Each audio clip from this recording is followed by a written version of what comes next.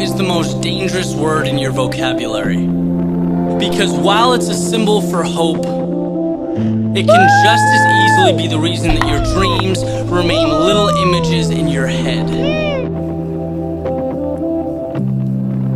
Tomorrow diminishes the significance of the air that you're breathing right now. It tells you that someday you can begin your journey, and that you can just wait and make yourself comfortable until then.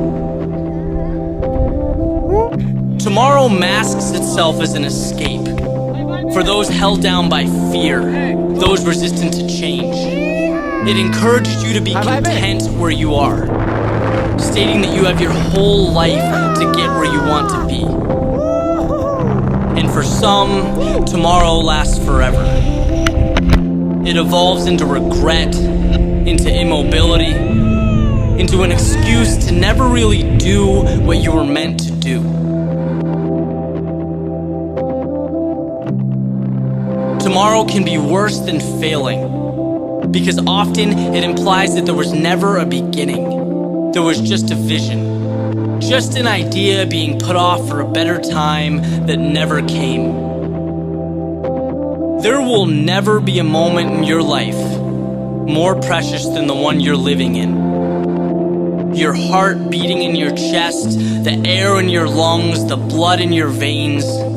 They're giving you an opportunity to make a change, to become who you want to become, to live, to inspire, to achieve. Because who really knows how many tomorrows you'll get? And the last thing you want is to look back on your life thousands of days from now and wish you had the courage to do what you wanted to do. To wish that you understood how fast tomorrows come and go, and that all you will ever have is the present moment. Every journey starts with a step. That courageous act of moving forward, not knowing what tomorrow will bring, only knowing that you'll be further along then than you are now. That you'll be stronger, wiser, smarter. Because you didn't wait for tomorrow, you didn't wait for anything. And that is the difference between I am and I wish I was. It is the difference between dreaming and truly living.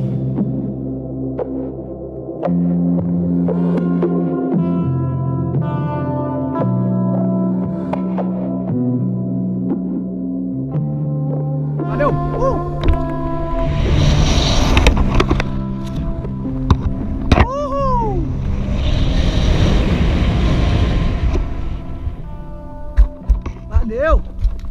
Valeu, fi! 3, 2, 1, valeu, tiozão! Life gives us infinite options. We have an unlimited number of opportunities to do anything we want. Anything. Only that's not always how we see it, right? People are very one-dimensional in terms of the lives they lead. And that's a part of life I've always been very intrigued by, how we intentionally restrict and limit our reality. Why do cookie-cutter expectations of how things should be precedence? Why is that more important than a life of meaning? To put that into context, I'm talking about people who hate their jobs but rationalize by saying they're building a resume. Or people scared to move out of relationships they aren't happy with. You know, people I know right now in law school don't even want to be lawyers. These folks are sleepwalking. They've settled. And my question is maintaining individuality that scary?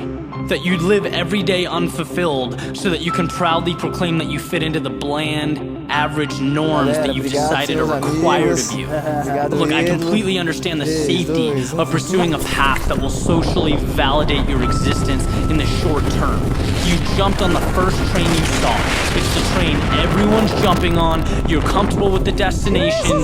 Right, this provides the illusion that you must be on the right track, and it would be if it weren't for that burning question that always reveals itself in times of constraint and unhappiness. What if you did things differently?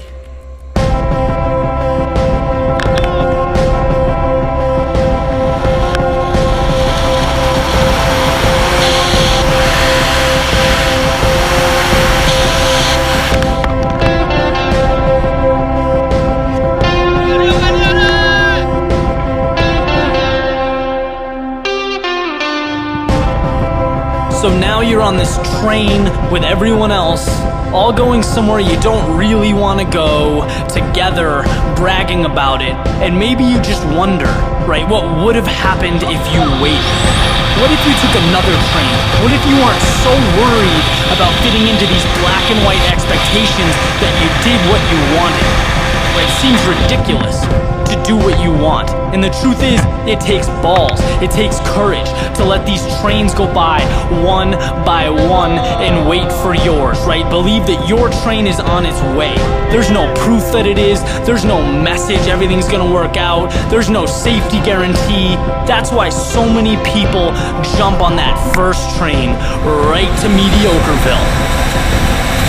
To be different, to be great, start by looking at people who have done great things. They all have the same message. Believe in yourself. Trust your ability. It's not hidden. It's not a message that's hard to find. You just have to want to find it. Like Steve Jobs talks about believing that the dots are going to connect in your future, driving towards something without proof. Muhammad Ali says he never feared his opponents because he had faith in his ability over everyone else's.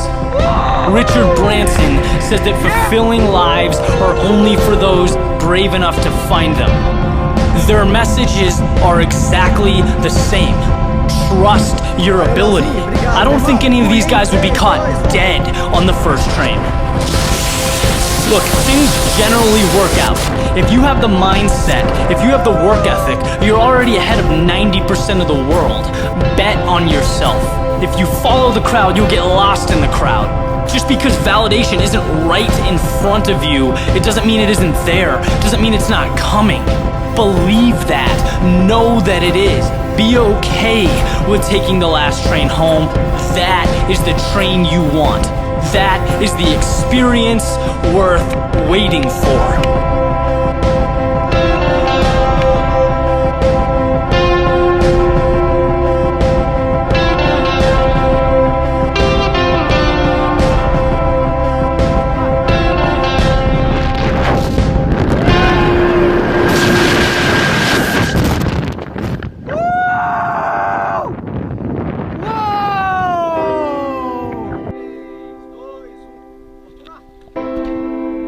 So I dealt with something today that kind of knocked me off my feet a little bit. One of those unfortunate things that pops out and really sets you back. Especially when you're working and really driving towards something. And obviously this isn't specific to me. You know, everyone has to deal with things that they don't want to. No one has smooth sailing all the time. But I was sitting in my living room, pissed off at the world, thinking about all the ways that this unfortunate situation is going to be detrimental to what I'm trying to do. You know, really feeling defeated.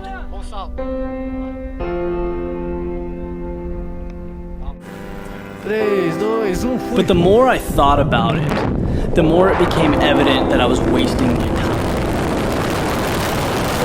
Because realistically, whatever happened, it happened. I can't change it.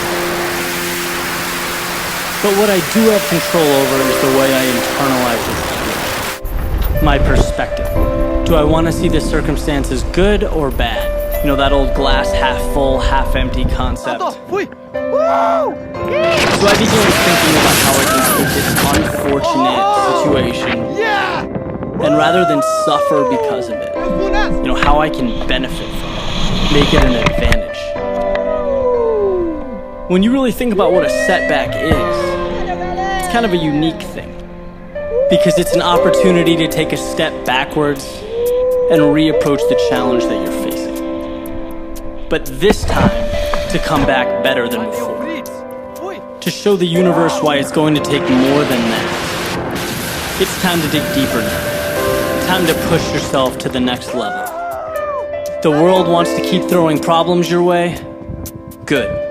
You'll just keep finding ways to get better. In life, so many of us are lucky to have the freedom to pursue our passion. You know, and we do that tirelessly. But a big part of that is the ability to be agile, to adapt, to find ways to win when you hit a roadblock. A lot of the times, that ends up being the difference maker. One of the reasons I love doing this work is because I talk to so many amazing people. I hear so many great stories about these brave individuals battling illnesses, tough times, but still making a point to run, to work out, to excel in their daily lives at work with their family. And again, it just puts everything into perspective. Why shouldn't I be able to transform my situation? Which, by the way, pales in comparison to what some of these people are dealing with. This is life. Here are your puzzle pieces that are assigned to you. Now figure it out. Nothing can't be solved or made better.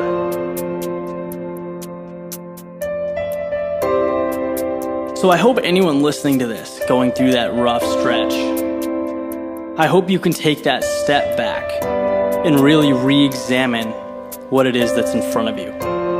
Don't be torn down by it. Grow from it. Because when the dust settles, you'll come out way stronger than you were before. And I assure you that the dust will settle. It always does.